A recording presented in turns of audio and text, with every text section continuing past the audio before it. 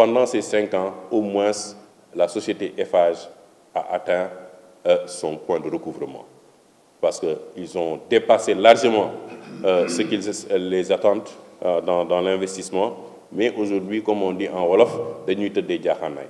Et quand on a entendu la semaine dernière qu'il y a eu une baisse, moi-même j'ai été surpris parce que j'étais dans une activité. C'est M. Khan qui m'a envoyé les nouveaux tarifs.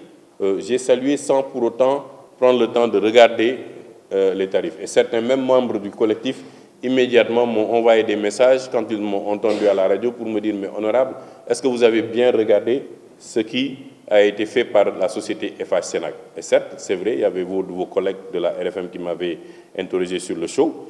Et je me suis rendu compte que c'était une pure arnaque. Parce que ce que Eiffage demande, c'est Toglou, ce que Eiffage dit, c'est qu'ils vont réduire Toglou et Sébikotane, qui n'ont pas un trafic aussi important contre Dakar et Thiaroye. Dakar et Thiaroye fait plus de 100 fois Toglou, Dakar, Sébikotane.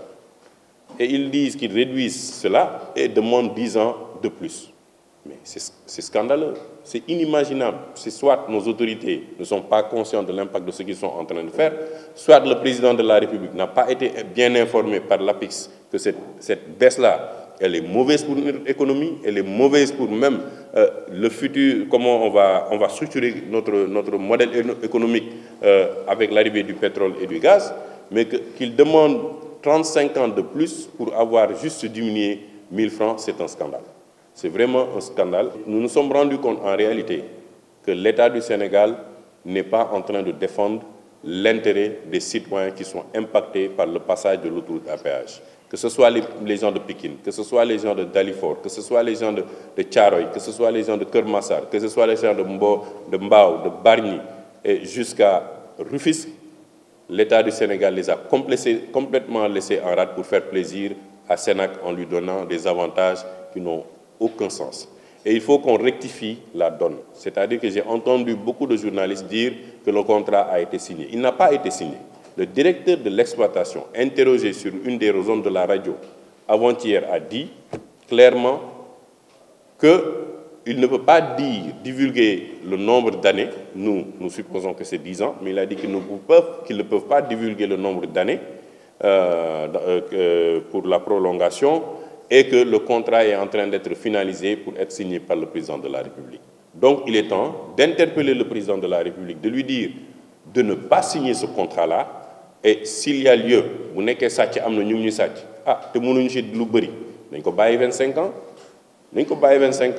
que l'Assemblée nationale, à qui on a adressé un courrier, qu'il prenne de responsabilité, qu'il sorte une loi disant qu'à partir de ces 25 ans, l'infrastructure va appartenir aux Sénégalais et que le modèle va être revu, que certains péages vont être supprimés pour faire de cela un passage simple Dakar jusqu'à Mbour avec des sorties sur les grandes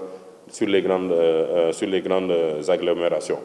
Et même les candidats aujourd'hui, et il faut le dire parce que nous aussi, à notre surprise générale jusqu'à présent, au niveau du collectif, nous n'avons pas entendu un candidat à l'élection présidentielle de 2019 se prononcer sur cette question-là, qui est cruciale pour les Sénégalais. Il faut qu'ils en parlent.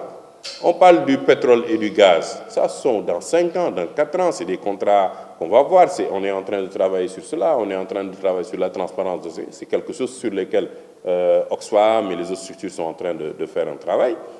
Mais l'autoroute à péage, c'est aujourd'hui, c'est maintenant, c'est l'instant T, c'est du réel, c'est pas quelque chose que les Sénégalais attendent demain. Ce qu'ils vivent, c'est leur impact. S'ils prennent leur énergie pour aller manifester, pour dire oui, il faut faire l'élection dans la transparence, il faut faire ceci, c'est bien, ça les concerne politiquement, mais ce qui concerne les Sénégalais, les citoyens lambda, c'est l'impact de l'autoroute à péage. Et quelles sont les propositions aujourd'hui de ces candidats sur cette autoroute à péage-là?